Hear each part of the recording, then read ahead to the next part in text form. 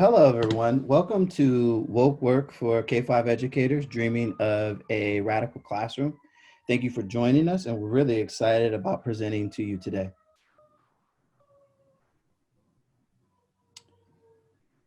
Hi everyone, my name is Jenna May. I am a six-year classroom teacher. I'm teaching fifth grade this year at Marion City Schools, and I am just so excited to be sharing this presentation with you today. Johnny and I have collaborated since about January. He started working at our school as our diversity and equity supervisor, which I'll talk a little bit more to you about. But as soon as I got Johnny's bio in my email, I immediately knew that he was somebody that I needed to partner with. Both for my own growth as an educator and to help my students grow. His hometown connection, his international teaching experiences, all of those things really combined together to just be an incredible resource for my students. So I'm so excited to share that learning with you today and to show you what we've been doing in my classroom with my fifth grade students this year. Definitely. Thank you, Jenna. So my name is Johnny Jackson, and I'm Diversity and Equity Supervisor for Marion City Schools. This is actually my first year in this particular role and working formally in the K-12 setting. I've worked in teacher education at universities for the last 10 years, and it's really exciting to be partnering with teachers, particularly teachers such as Jenna, because they bring a very amazing dynamic when it comes to wanting to partner. And what we want to do today is show you one of our, what we might say, like one of our most brilliant social justice projects that we've worked on together. And before we go any further, we want to give a shout out to our production assistant today. Whitney Gurman is an educator with OSU Extension up in Marion with us. We have partnered with her numerous times throughout this school year, and we're so excited to have her help on today's presentation. Definitely. So today we're actually going to share one of the lessons that we did in my fifth grade classroom. Johnny and I worked together to co-present Can I Touch Your Hair? Poems of Race, Mistakes, and Friendship. If you haven't read this incredible book, I highly encourage you to do so, just on your own and with your students. It's available for free on Epic, so you can have your own digital copy of it to share with your students. Today what we'll be doing is we're going to read you a little bit of an excerpt from the book so that you can get an idea of what these lessons look like with your students. Unfortunately, we don't have time to read the entire book today. So just a little bit of a background. You can see on our cover here that there are two main characters in the book, Irene and Charles. They are partnered together for a group project, and they have quite an interesting experience working together. So this is Can I Touch Your Hair? Poems of Race, Mistakes, and Friendship by Irene Latham and Charles Waters. Hair. Now my hair is long and straight, a curtain I can hide behind. But once when I was little, I begged for an afro. So mama cut my hair short as a boy's and gave me a perm. I fluffed it with a pick big as it would go until my brothers laughed, called me a circus clown without the red nose. Strands. On a random Tuesday on the bus, Dennis asked me, "Can I touch your hair?" He pats it before I respond. "It feels like a sponge," he says. My fists clench and my face gets hot. You need to learn to wait for an answer after asking permission. I tell him and pat his hair hard. "Oh, how about that?" "Your hair feels like a mop," I say. I keep my fists ready, but he turns away. The athlete. In gym class, when the captains select teammates for a game of basketball, I get picked first. Maybe for being lanky or for having darker skin. I guess it seems like a good idea to them until I take a shot that goes over the backboard. I get picked last for basketball after that. During the reading time, with Miss Vandenberg says, um, we each have to read a chapter of The Watsons Go to Birmingham, 1963. Um, Everyone groans when it's my time until the words gush out of my mouth, smooth and fast like the River Jordan. By the time I'm done, smiles spread across each classmate's face. I now get selected to read first every time. Horseback riding. I don't know how to explain to Charles how I feel about horses when he shuffles so fast from one subject to the next. Finally, I blurt out, sometimes I just need a break from people. He surprises me and shuts up right away. So I tell him about the sweet scent of hay and saddle soap, how my stomach somersaults when honey surges from trot to canter, and how the wind parts my hair when I lean into her neck, whispering, faster, faster. When I want honey to slow down, all I have to do is give the reins a gentle tug, and soon we are back to clop clopping. Honey and I understand each other without any words at all. Officer Broussard. When I watch the news, I can't believe when I see people who could pass as my family being choked, pummeled, shot, killed by police officers. I remember the time when I tried to hop a chain link fence. My low top sneakers got caught and I couldn't get down. That's when Officer Broussard happened to drive by. He stopped, helped me untwist myself, and promised to keep that embarrassing moment to himself. He even bought me a popsicle later that day to help me cool off my shame. A gift for being awesome, he said. Yet, when the police officers on TV are pale as a cloud, just like Officer Broussard, it makes my heart twist without any hope of being disentangled. News. I always know when the news is bad because Papa clicks off the TV when I walk in. Let's go to the park, he says.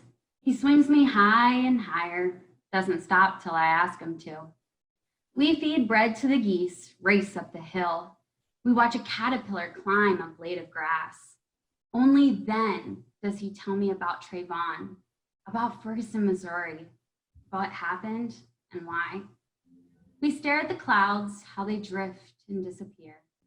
Somewhere it's raining, he says, and I swear I can hear the thunder crack.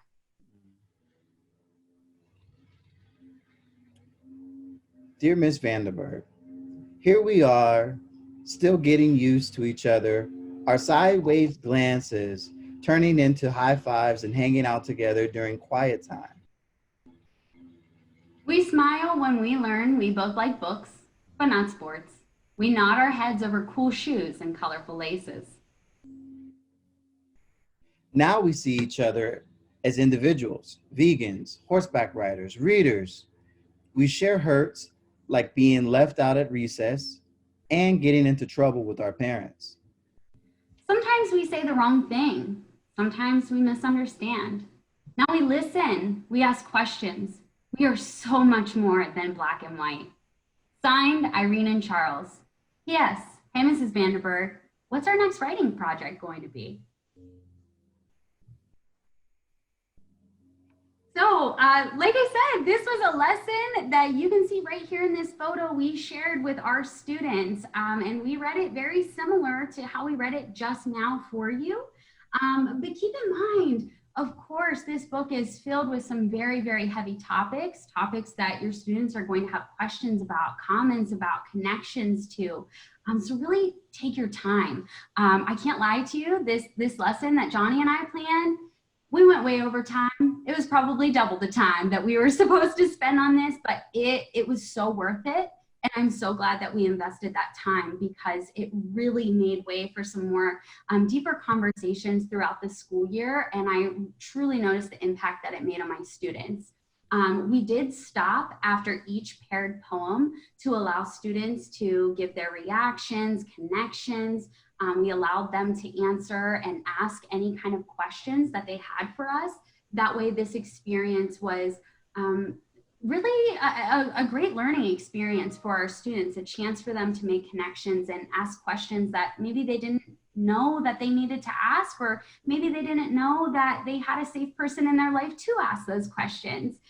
So one thing that I highly encourage you to do when you are planning these kinds of social justice lessons for your classroom, it's a little different than an academic lesson plan. If you think back to all those lessons from college, you want to really anticipate what your students are going to ask you and really lay things out step by step in an academic lesson plan.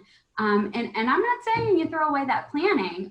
For sure, you need that. It's great to anticipate what your students are going to ask of you surrounding these topics. But allow them to guide the lesson. Don't stick to this straight and narrow path of, okay, we're going to ask these questions to get to this goal. Sometimes it takes time. Sometimes the lesson takes on a life of its own. So again, when you're planning these lessons, yes, think of questions your students might ask. Think of the goals that you'd like to get out of that lesson, but also allow your students to guide you in the process as well. Definitely. That's some really great points, Jenna. And I just like to fill in that Jenna and I, at this point, when we read this particular book to our class, that this was maybe the fifth time that we had collaborated on some type of project. And particularly for me, is like bringing the African American community into the elementary school classroom, in this instance, and to Miss May's classroom, around topics like police violence, relationship with the police, and also relationship with the self and interracial relationships that happen. So there was nothing more foundational for me as an educator to be working alongside Jenna to read a text to the class and then allow their voices to be heard. So we really do think about like the curriculum as a place where youth voice is not only heard, but it's also affirmed, to allow them to ask those critical questions about what does it look like to have relationships outside of school with each other, or what does it look like for us to talk about race and racism. Those type of critical justice, social justice questions allow us as educators to be in a classroom and grapple with topics that lead to what teaching tolerance talks about is social justice outcomes in the classroom. So Jenna and I have really been thinking very deeply about how her students react to social justice work in the classroom.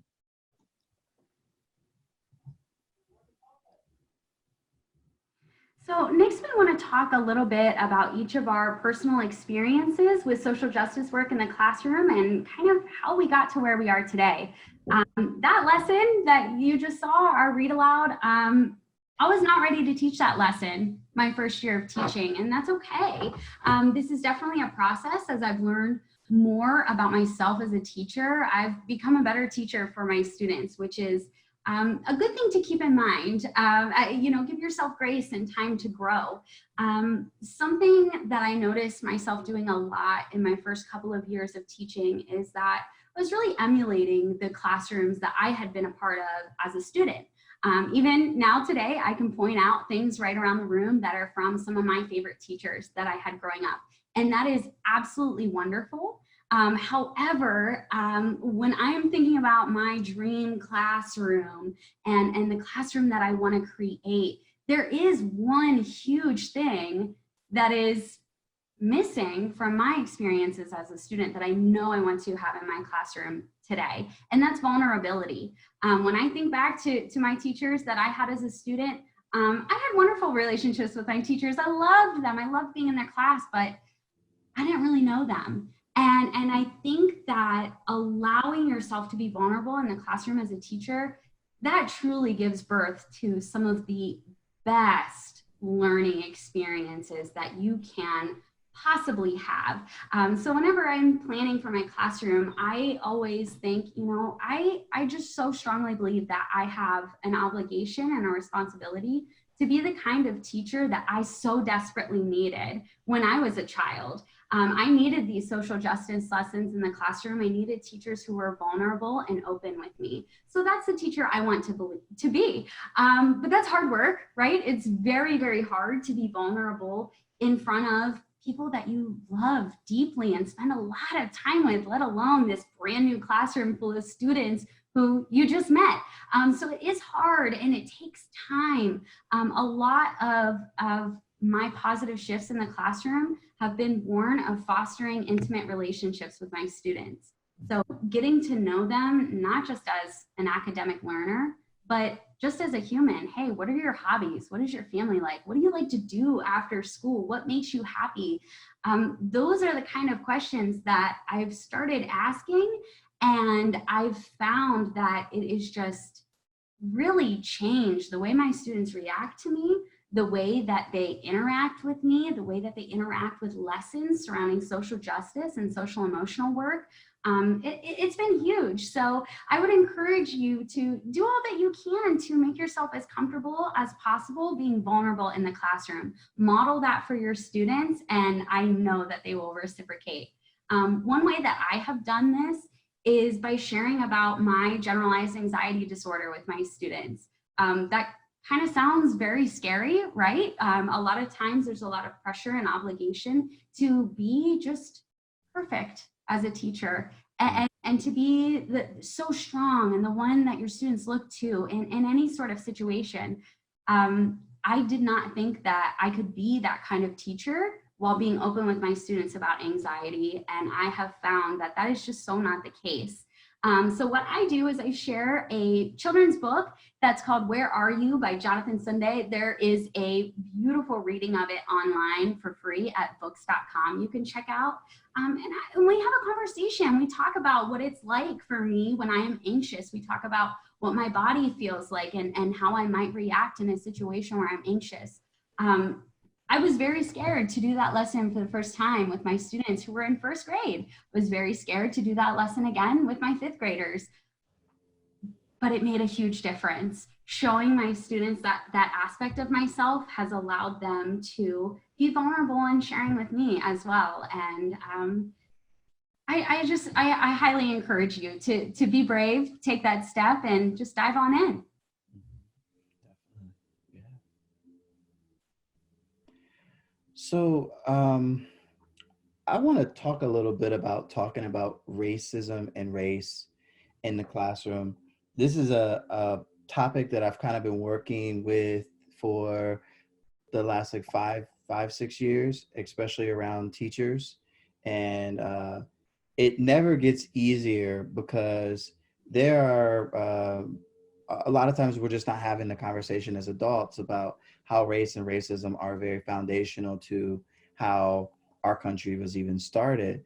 And I think that part of my most important work as an educator and a district leader is to be vulnerable and talk about how anti-Black racism aimed at my experiences in school and also in my community have impacted me, how they've impacted the people that I come from, and also how they impact children of color in the classroom. So over time for me as a teacher educator, I've really learned to be both candid and vulnerable about how like anti-Black oppression or anti-Black racism and having that conversation, how it does make me feel good. And how when I'm able to express myself and go from being silent about things that oppress me to being vocal, then it allows me to kind of release some of the stressors out of my body. And then it also allows us, as we choose different texts that talk about race and racism, it allows us to have more dynamic conversations with young people and also with ourselves as educators about democracy. What does the world look like without racism? How might we kind of connect for anti-racist work in the classroom? So those things kind of make me as an educator, it make me feel really good when I'm able to have those very candid conversations with teachers, with students, with other administrators, and with my community writ large.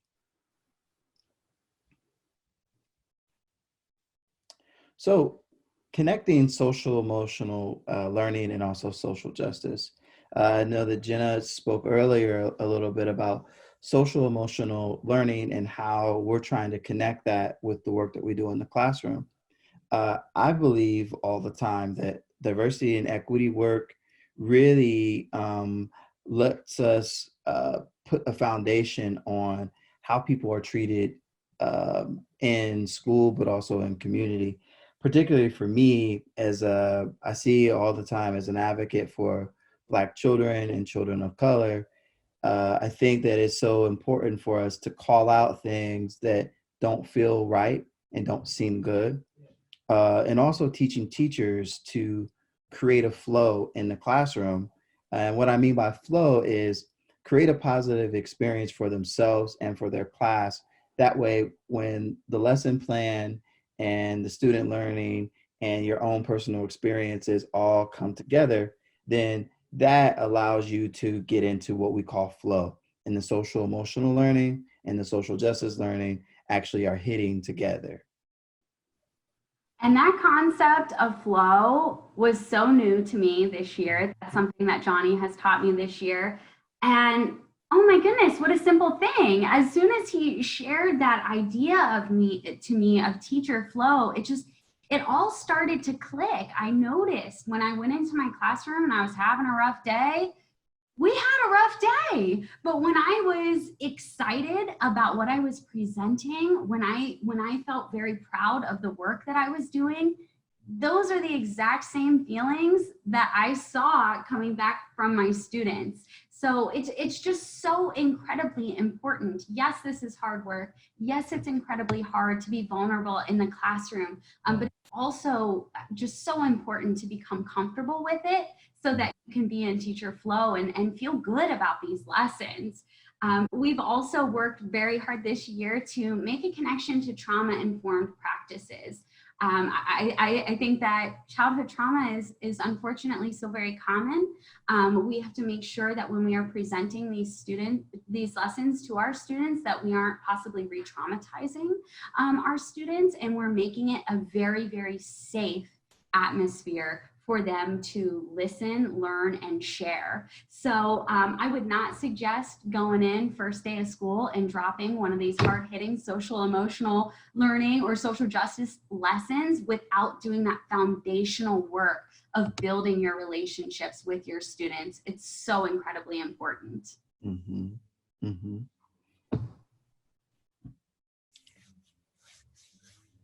So, yeah, like this idea of connection and relationship building that Jenna is saying is foundational to social justice work and social emotional learning.